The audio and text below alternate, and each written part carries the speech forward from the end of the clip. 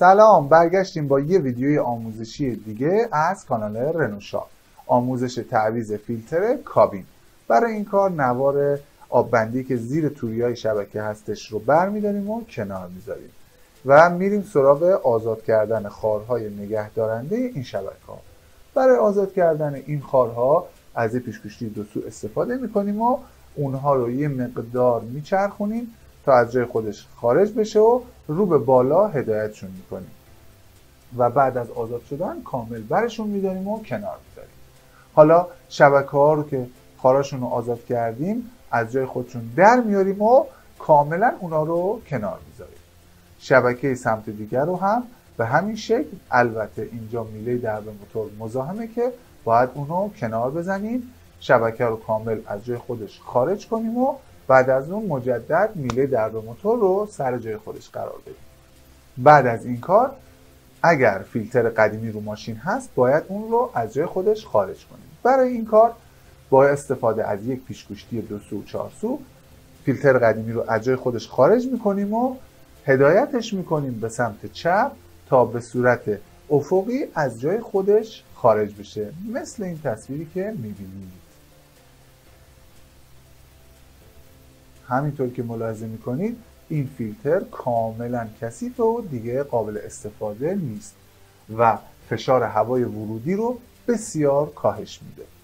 برای جا زدن فیلتر جدید باید حتما تیغه های برف‌واکن رو به بالا مثل این تصویر بیارید و تو همین لحظه سویچ ماشین رو ببندید. بعد از اون فیلتر کابین جدید رو میاریم آماده میکنیم برای نصب. برای جا زدن فیلتر جدید اون رو به صورت کتابی در جای خودش قرار میدیم و اون رو با استفاده از یک پیچ‌گوشتی هدایتش میکنیم تو نقطه‌ای که باید نصب بشه و حالا فضا جوریه که قطعا انگشت جا نمیشه که با دست این کار رو بکنیم. با کمک همین پیچ‌گوشتی ها یا ابزاری مثل این فیلتر رو دقیقا تو جایی قرار میدیم که قراره نصب بشه. به این صورت دقت بکنید. از وارد کردن فشار به هر دلیلی به گوشه‌های فیلتر خودداری کنید. به محض که فیلتر در جای خودش قرار بگیره با یک فشار بسیار کم تو جای خودش میشینه و فیکس میشه. بعد از نصب فیلتر میریم سراغ جا زدن شبکه‌های زیر کاپوت. برای این کار ابتدا شبکه سمت راننده رو که باید میله درب موتور رو برداریم و اون رو تو جای خودش قرار بدیم. برای جا زدن این شبکه‌ها بهتر صبوری به خرج بدین و عجله نکنید، چون ممکنه خارهای نگهدارنده اون آسیب ببینه و بعداً در جای خودشون دچار لرزش و ایجاد صدا بشه. فیلتر هوای کابین رو بهتره هر 20 تا 40 هزار کیلومتر عوض بکنید و از جنس های فیلتر بسیار خوب استفاده بکنید، چون هوای ورودی کابین رو کاملا فیلتر و تصفیه میکنند و گرفتگی این فیلتر ممکنه فشار زیادی به موتور فن بخاری و کاهش شدت هوای ورودی فن بشه.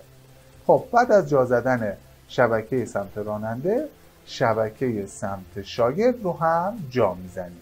باید اون رو این شکلی در جای خودش قرار بدیم و به سمت شبکه قبلی هدایتش کنیم.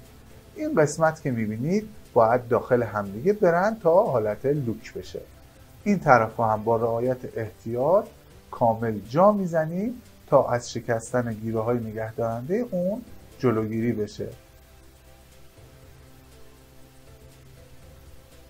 لایک و کامنت و سابسکرایب فراموش نشه. اون زنگوله رو هم فعال کنید تا ویدیوهای جدیدی که براتون میذاریم حتما براتون اطلاع رسانی بشه. بعد از جا زدن کامل شبکه ها ما میایم و نوار آببندی اون رو سر جای خودش قرار میدیم و اون رو به صورت فشاری تو جای خودش محکم میکنیم. این نوار از ورود آبهایی که در این قسمت خارج میشه، مثل آب بارون و هر آب دیگه‌ای که اون بالا ریخته میشه، به داخل موتور جلوگیری میکنه. بعد از جا زدن نوار خارهای نگهدارنده گوشه شبکه ها رو هم نصب میکنیم و محکم میکنیم. خیلی ممنونم که ما رو تماشا کردید.